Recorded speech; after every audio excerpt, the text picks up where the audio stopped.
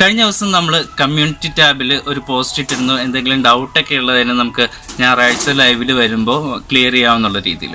അപ്പോൾ അതിൽ വന്ന 2 ക്വസ്റ്റ്യൻസിനെ നമ്മൾ ഇന്നത്തെ വീഡിയോയിൽ തന്നെ ആൻസർ ചെയ്യുകയാണ്. കാരണം രണ്ടും കുറച്ച് സമയമെടുക്കുന്ന ആൻസേഴ്സ് ആയതുകൊണ്ടും ലൈവിൽ അപ്പോൾ കുറേയധികം ടൈം അത് കൺസ്യൂം ചെയ്യാൻ സാധ്യതയുള്ളത് കൊണ്ടും ഇന്ന് അതിന് നമ്മൾ സെപ്പറേറ്റഡ് ആയിട്ട് ഒരു വീഡിയോ ഇടുകയാണ്. ഇതിൽ ചോദിച്ച 2 കാര്യം, ഒരെണ്ണം അതിൻ്റെ പേഴ്സണൽ ഡീറ്റെയിൽസും ഒരെണ്ണം പ്രാവിൻ്റെ കാലിനുണ്ടാകുന്ന പ്രശ്നങ്ങളെയും കുറിച്ചിട്ടാണ്. ഓക്കെ, അപ്പോൾ നമുക്ക് ആദ്യം രാജേഷ് ഇ.പി. എന്ന് പറയുന്ന പുള്ളിയാണ് നമ്മുടെ പേഴ്സണലായിട്ടുള്ള ഡീറ്റെയിൽസ് ചോദിച്ചിരിക്കുന്നത്. അതുപോലെ തന്നെ ബാസി എന്ന് പറയുന്ന പുള്ളിയാണ് നമ്മളെ പ്രാവുകളുടെ കാലുകൾക്കുണ്ടാകുന്ന പ്രശ്നങ്ങളെ കുറിച്ചിട്ട് ചോദിച്ചിരിക്കുന്നത്. നമുക്ക് ആദ്യം നോക്കാം എന്താണ് രാജേഷ് ചോദിച്ചിരിക്കുന്നത് എന്തെന്നാണെന്ന് നോക്കാം. പുള്ളി ചോദിച്ചിരിക്കുന്നത് പെറ്റ്സിനെയൊക്കെ വളർത്തുന്നതാണോ പ്രധാന ജോലി, വേറെ എന്തെങ്കിലും ജോലിയുണ്ടോ, എന്ത് കോഴ്സാണ് പഠിച്ചിട്ടുള്ളത്, ഫാമിംഗ് റിലേറ്റഡ് ആയിട്ടുള്ള എന്തെങ്കിലും ആണോ, ഏതായിരുന്നു ബ്രാഞ്ച്, പിന്നെ ഫാമിലിയുടെ സപ്പോർട്ട് എങ്ങനെയാണ്, പിന്നെ അതിൻ്റെ കൂട്ടത്തിൽ ഏതെങ്കിലും ഞാൻ PGN അസോസിയേഷൻസിൽ ഏതെങ്കിലുമൊക്കെ മെമ്പറാണോ, മാർക്കിംഗ് എങ്ങനെയാണ്, അങ്ങനത്തെ ഒരു വലിയൊരു ക്വസ്റ്റ്യനാണ് പുള്ളി ചോദിച്ചിരിക്കുന്നത്. ബാസി ചോദിച്ചിരിക്കുന്ന ചോദ്യം കാലിന് കുറച്ച് വീക്കമുണ്ട്, എന്താണ് ചെയ്യുക, ഇപ്പോൾ വുഡിലൊന്നും അല്ല നിൽക്കുന്നത്. അപ്പോൾ ആ 2 റീസൺസിനെ വെച്ചിട്ടാണ് നമ്മളുടെ ഇന്നത്തെ വീഡിയോ. നിങ്ങൾക്ക് കണ്ടു കഴിഞ്ഞിട്ട് ഇഷ്ടമായിരുന്നാൽ തീർച്ചയായിട്ടും സബ്സ്ക്രൈബ് ചെയ്യണം. നോട്ടിഫിക്കേഷൻ കിട്ടാനായിട്ട് ബെല്ലൈക്കൺ എനേബിൾ ചെയ്യുക. നമുക്ക് ഡയറക്റ്റ്ലി ആദ്യമായിട്ട് ചോദിച്ചിരിക്കുന്നതെന്ന് വെച്ചാൽ പെറ്റ്സിനെയൊക്കെ വളർത്തുന്നതാണോ പ്രധാന ജോലി, വേറെന്തെങ്കിലും ജോലി ഉണ്ടോ എന്നുള്ളതാണ്. പെറ്റ്സിനെയൊക്കെ വളർത്തുന്നത് ഒരു ചെറിയ വരുമാനമൊക്കെ തന്നെയാണെങ്കിൽ പോലും പ്രധാനമായിട്ടുള്ള ജോലി ഈ പെറ്റ്സോ അല്ലെങ്കിൽ ഫാമിംഗ് റിലേറ്റഡോ ആയിട്ടുള്ളതല്ല. ഓക്കെ, ചെറിയൊരു വരുമാനമാണ് നമുക്ക് ഇതിൽ നിന്ന് കിട്ടുന്നത്, പക്ഷെ അതൊരു മെയിൻ സോഴ്സ് ഓഫ് ഇൻകം എന്ന് പറയാവുന്ന രീതിയിലല്ല. രണ്ടാമത് ചോദിച്ചാൽ എന്ത് കോഴ്സാണ് പഠിച്ചേക്കുന്നത്, ഫാമിംഗ് റിലേറ്റഡ് ആണോ, ഏത് ബ്രാഞ്ചാണ് പഠിച്ചിരിക്കുന്നത് എന്നുള്ളത്. എനിക്ക് തോന്നുന്നു പുള്ളി ഒരു ബിടെക്കാരനായിരിക്കുമെന്ന് തോന്നുന്നു. ഞാൻ പഠിച്ചത് MBA ആണ്. സ്പെഷ്യലൈസ് ചെയ്തിരിക്കുന്നത് ഡുവൽ സ്പെഷ്യലൈസേഷൻ ആയിരുന്നു. ഫിനാൻസും ഹ്യൂമൻ റിസോഴ്സ് മാനേജ്മെൻറ്റുമാണ് പഠിച്ചത്. പിന്നെ ജോലിയെക്കുറിച്ച് പറയുമ്പോൾ നമ്മൾ ഇവിടെ നിന്ന് പറയണം, MBA പഠിക്കുന്ന ഒരു ടൈം മുതലുള്ള പറയണം. MBA പഠിക്കുന്ന സമയത്ത് കോളേജിന് വേണ്ടി ഫിനാൻസ് റിലേറ്റഡ് ആയിട്ടുള്ള ഗെയിംസ് പാർട്ടിസിപ്പേറ്റ് ചെയ്യാൻ വേണ്ടി പോകുമായിരുന്നു. അപ്പോൾ 2-3 കോളേജുകളിലൊക്കെ പോയി മത്സരിച്ചിട്ടുണ്ട്. കുറച്ച് ഫസ്റ്റും കിട്ടിയിട്ടുണ്ട്. അപ്പോൾ നമുക്കിപ്പോൾ മലപ്പുറത്തു നിന്നൊക്കെ കുറേ അധികം കാണുന്ന ആളുകളുള്ളത് കൊണ്ട് മലപ്പുറത്താണെങ്കിൽ MES school of management studies, ഇവിടെയൊക്കെ ഫിനാൻസ് ഗെയിമിന് വന്നിട്ടുണ്ടായിരുന്നു. അതുപോലെ തന്നെ എറണാകുളത്താണെങ്കിൽ ടോക്കച്ച്, പിന്നെ വാഗമണിൽ DCS മാറ്റ്, അതുപോലത്തെ സ്ഥലത്തൊക്കെ നമ്മൾ ഫിനാൻസ് റിലേറ്റഡ് ആയിട്ടുള്ള ഗെയിംസ് കളിക്കാൻ വേണ്ടി വന്നിട്ടുണ്ടായിരുന്നു. ഓരോ കോളേജും തമ്മിലായിരിക്കും മത്സരിക്കുക. അപ്പോൾ അത് റിലേറ്റഡ് ആയിട്ട് മത്സരത്തിന് പോയി കുറച്ചധികം തവണ ഫസ്റ്റും കിട്ടിയിട്ടുണ്ട്. അപ്പോൾ ഈ ടൈമിൽ നമുക്ക് ഒരു ഷെയർ റിലേറ്റഡ് ആയിട്ടുള്ള കുറച്ച് കാര്യങ്ങളെ കുറിച്ചിട്ട് ഒരു ഇൻട്രസ്റ്റ് ഉണ്ടായി. അതിനുവേണ്ടി കുറച്ച് കൂടുതൽ കാര്യങ്ങൾ ഷെയർസിനെ കുറിച്ച് പഠിച്ചു. അതുകൊണ്ട് തന്നെ അത് റിലേറ്റഡ് ആയിട്ടുള്ള ഒരു ഫീൽഡിൽ വർക്ക് ചെയ്യുക എന്നുള്ളതായിരുന്നു എൻ്റെ താല്പര്യം. MBA പഠിച്ച് തീരുന്ന ഒരു 4th സെമസ്റ്ററൊക്കെ ആകുന്ന സമയത്ത് ആകെ 1 മാസമേ ക്ലാസ് ഉള്ളൂ. അത് കഴിയുന്ന സമയത്ത് തന്നെ നമുക്ക് ജോലി ഏകദേശം ആയിരുന്നു. റിലീഗെയർ എന്ന് പറയുന്ന ഒരു കമ്പനിയിലാണ് ആദ്യം വർക്ക് ചെയ്തത്. അവിടെ ഒരു 1-1.5 കൊല്ലം വർക്ക് ചെയ്തതിന് ശേഷം അത് റിസൈൻ ചെയ്തു. എന്നിട്ട് റിലയൻസിൽ സെൻട്രൽ മാനേജറായിട്ട് കയറി അവിടെയും കുറച്ച് കാലം വർക്ക് ചെയ്തു. ഇതിനൊക്കെ ശേഷമാണ് നമുക്ക് നമ്മളുടേതായ രീതിയിൽ വർക്ക് ചെയ്യാൻ ഏറ്റവും സ്യൂട്ടബിൾ ആകുന്നത് സ്വന്തമായിട്ടൊക്കെ ആകുമ്പോഴായിരിക്കും എന്ന് കരുതിയിട്ട് ഇപ്പോൾ ഷെയർഖാൻ എന്ന് പറയുന്ന ഒരു കമ്പനിയുടെ ഫ്രാഞ്ചൈസി നടത്തുകയാണ്. ഇപ്പോൾ ഒരു 4 കൊല്ലത്തോളം, അടുത്ത 4 കൊല്ലം ആകാറായി ഇപ്പോൾ ആ ഫ്രാഞ്ചൈസി നടത്തിക്കൊണ്ട് പോകാൻ തുടങ്ങിയിട്ട്. എനിക്ക് തോന്നുന്നു ഞാൻ ജീവിതത്തിലെടുത്ത ഏറ്റവും നല്ല തീരുമാനം അങ്ങനെ ജോലി റിസൈൻ ചെയ്യുക എന്നുള്ളതായിരുന്നു.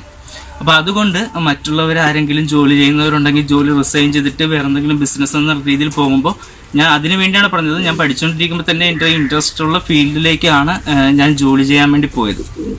അതിനുശേഷം അത് അത്യാവശ്യം ഇപ്പോൾ ആ എക്സ്പീരിയൻസും പ്ലസ് ഞാൻ വർക്ക് ചെയ്ത എക്സ്പീരിയൻസും കൂടെ വെച്ചിട്ടാണ് ഞാൻ പിന്നീട് എൻ്റെ സ്വന്തമായിട്ട് ബിസിനസ്സിലേക്ക് പോയത്. ഓക്കെ, അപ്പോൾ ആ തീരുമാനം ഇങ്ങനെ വന്നതാണ്. 2 വർക്ക് ചെയ്തതിൻ്റെ എക്സ്പീരിയൻസും പഠിച്ച എക്സ്പീരിയൻസും കൂടെ വെച്ചിട്ടാണ് ഞാൻ ബിസിനസ് എന്ന രീതിയിലേക്ക് പോയത്. അപ്പോൾ ഈ ബിസിനസ് വളരെ സക്സസ്ഫുൾ ആയിട്ടായിരുന്നു. ഇനിഷ്യൽ സ്റ്റേജിൽ തന്നെ ഒരു 5-6 മാസമൊക്കെ കഴിഞ്ഞപ്പോൾ തന്നെ, ഒരു 3-4 മാസം കഴിഞ്ഞപ്പോൾ തന്നെ നല്ല രീതിയിലേക്ക് ബിസിനസ് ഡെവലപ്ഡായി. അതാണ് അപ്പോൾ നമ്മളുടെ ബാക്കി എല്ലാം ചെയ്യാനുള്ള ഒരു ധൈര്യം ഉണ്ടാക്കി തന്നത് ബിസിനസ്സാണ്. ഓക്കെ, പിന്നെ വീട്ടുകാരുടെ സപ്പോർട്ടാണ് ചോദിച്ചത്. വീട്ടുകാരുടെ സപ്പോർട്ടിനെ കുറിച്ച് പറഞ്ഞു കഴിഞ്ഞാൽ പലരും പറഞ്ഞിട്ടുണ്ട് ഭയങ്കര സപ്പോർട്ടാണല്ലോ വീട്ടുകാരെന്ന്. ഞാനിപ്പോൾ വീഡിയോ എടുക്കുന്ന കാര്യത്തെക്കുറിച്ച് പറയാം.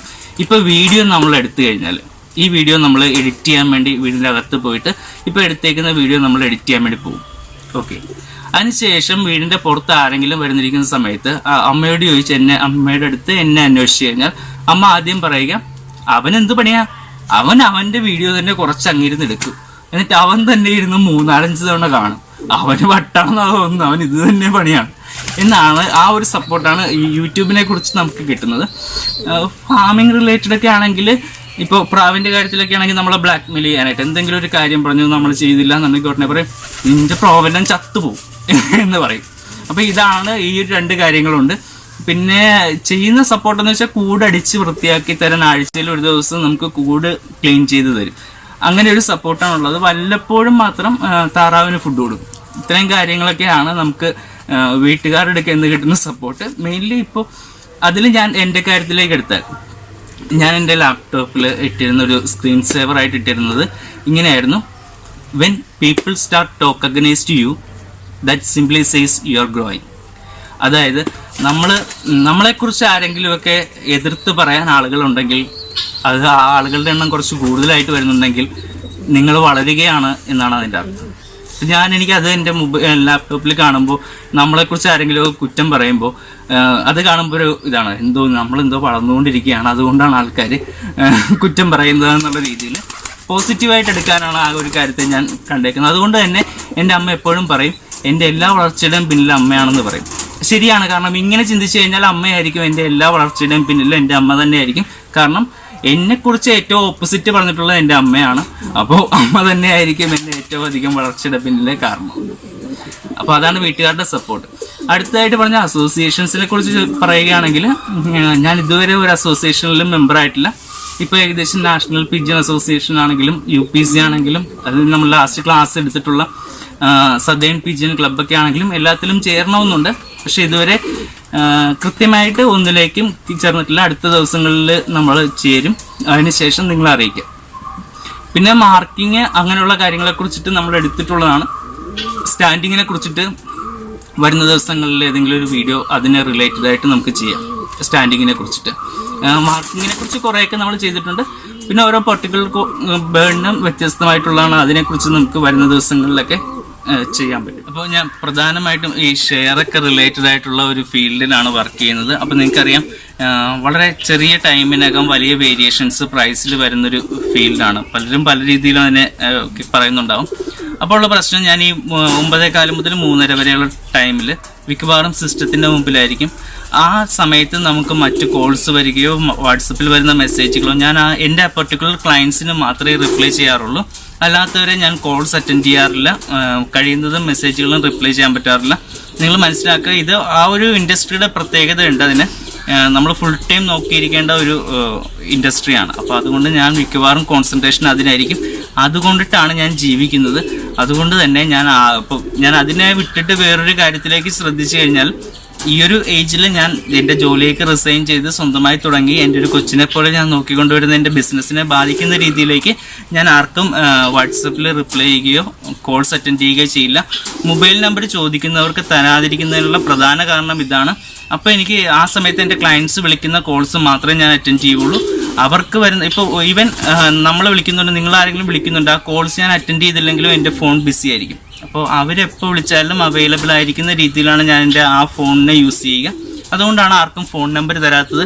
ഈ ഫോൺ നമ്പർ തരാത്തതിലും വാട്സപ്പിൻ്റെ റിപ്ലൈ ചെയ്യാത്തതിലും, വാട്സപ്പ് ഞാൻ മിക്കവാറും നൈറ്റ് ടൈമിൽ വന്നിട്ട് എല്ലാത്തിനും റിപ്ലൈ ചെയ്യാൻ ശ്രമിക്കാറുണ്ട്. ഇൻ കേസ് ഇപ്പോൾ ഒരു മെസ്സേജ് നമ്മൾ നോക്കി അർജൻറ്റ് എന്നൊക്കെ കണ്ടിട്ട് നമ്മൾ ചിലപ്പോൾ ഒരു മെസ്സേജ് ഇതിൻ്റെ ഇടയ്ക്ക് നോക്കുന്നുണ്ടാവും. ആ നോക്കിയിട്ട് ചിലപ്പോൾ റിപ്ലൈ ചെയ്യാൻ പറ്റിയിട്ടുണ്ടാകില്ല. പിന്നീട് നമ്മൾ തിരിച്ച് നൈറ്റ് വരുന്ന സമയത്ത് ഇത് ഓൾറെഡി വ്യൂഡ് ആയിട്ട് കിടക്കുന്നതുകൊണ്ട് ആ മെസ്സേജിനെ മറന്നു പോയിട്ടുണ്ടാകും. അങ്ങനെയൊക്കെ ആർക്കെങ്കിലും മെസ്സേജ് റിപ്ലൈ ചെയ്യാതിരിക്കുകയുള്ളൂ. അല്ലാന്നുണ്ടെങ്കിൽ ഞാൻ കഴിയുന്നതും അതിന് റിപ്ലൈ ചെയ്യാൻ ശ്രമിക്കാറുണ്ട്. അപ്പോൾ മനസ്സിലാക്കുക, ഇങ്ങനെ കുറച്ച് ബിസിയൊക്കെ ആ ഒരു റിലേറ്റഡ് ആയിട്ടുള്ളത് കൊണ്ടാണ്. ഫുൾ റിസ്ക്കും എൻ്റെ മേത്തിലുള്ള ഒരു ബിസിനസ് ആയതുകൊണ്ടാണ് നിങ്ങൾ അതിൽ ക്ഷമിക്കുക. ഞാൻ മൊബൈൽ നമ്പർ തരുന്നതിൽ അങ്ങനത്തെ ഒരു ബുദ്ധിമുട്ടുണ്ട്. വാട്സപ്പിൽ നിങ്ങൾക്ക് വിളിക്കാം, മെസ്സേജ് ചെയ്യാം. വോയിസ് ആയിട്ട് അയക്കുന്നതായിരിക്കും ബെറ്റർ. കാരണം ഒറ്റ ടൈമിൽ തന്നെ ഒരുപാട് പേർക്കായിട്ടാണ് റിപ്ലൈ ചെയ്യുക. ആ സമയത്ത് വോയിസ് ആണെങ്കിൽ എനിക്ക് പെട്ടെന്ന് കേട്ട് അതിന് പെട്ടെന്ന് തന്നെ റിപ്ലൈ ചെയ്യാം. അടുത്തായിട്ട് നമുക്ക് ബാസി ചോദിച്ചിരിക്കുന്ന ചോദ്യത്തെക്കുറിച്ച് നോക്കാം.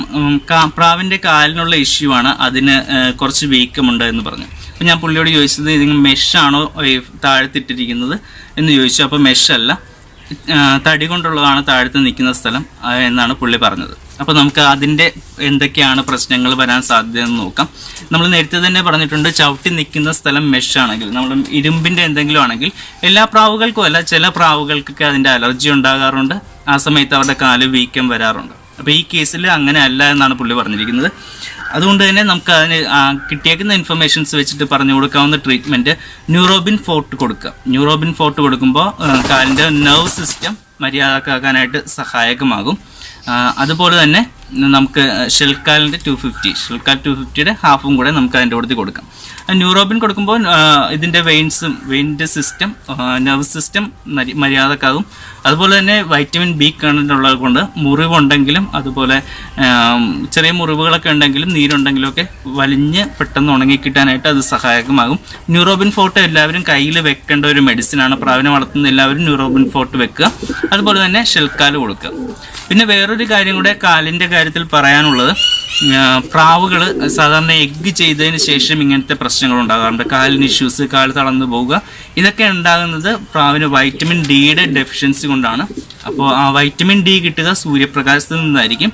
പ്രാവ് നല്ല രീതിയിൽ വെയിൽ കൊണ്ടുവന്നാൽ ഈ വൈറ്റമിൻ ഡി അതിന് സൂര്യപ്രാകാശത്തിൽ നിന്ന് കിട്ടും. അല്ലെങ്കിൽ നമ്മൾ അഡീഷണൽ ആയിട്ട് വൈറ്റമിൻ ഡി കണ്ടന്റുള്ള മെഡിസിൻസ് കൊടുക്കേണ്ടതായിട്ട് വരും. അപ്പോൾ ഏറ്റവും നല്ലത് ഒരാഴ്ചയിൽ ഒരു ദിവസമെങ്കിലും നല്ല രീതിയിൽ പ്രാവുകളെ വെയിൽ കൊള്ളിക്കുക എന്നുള്ളതാണ്. നിങ്ങൾക്ക് ഇഷ്ടമായെങ്കിൽ, ഇത്രയൊക്കെ കണ്ടല്ലോ, നിങ്ങൾക്ക് ഇഷ്ടമായെങ്കിൽ സബ്സ്ക്രൈബ് ചെയ്യണം. നോട്ടിഫിക്കേഷൻ കിട്ടാനായിട്ട് ബെല്ലൈക്കൺ എനേബിൾ ചെയ്യണം. ബെല്ലൈക്കൺ എനേബിൾ ചെയ്യുന്ന സമയത്ത് ഒക്കേഷനിൽ നിന്നുള്ള മാറ്റി ഓളൊന്നാക്കണം.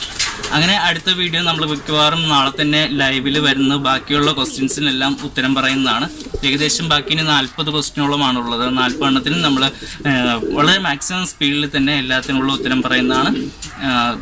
കഴിഞ്ഞ കുറച്ച് ദിവസങ്ങളായിട്ട് വാട്സപ്പിൽ റിപ്ലൈ ചെയ്യാനായിട്ട് കുറച്ച് ബുദ്ധിമുട്ടുണ്ടായിരുന്നു. കുറച്ച് തിരക്കൊക്കെ ഉണ്ടായിരുന്നതുകൊണ്ടാണ് നമുക്കതിന് റിപ്ലൈ ചെയ്യാൻ പറ്റാതിരുന്നത്.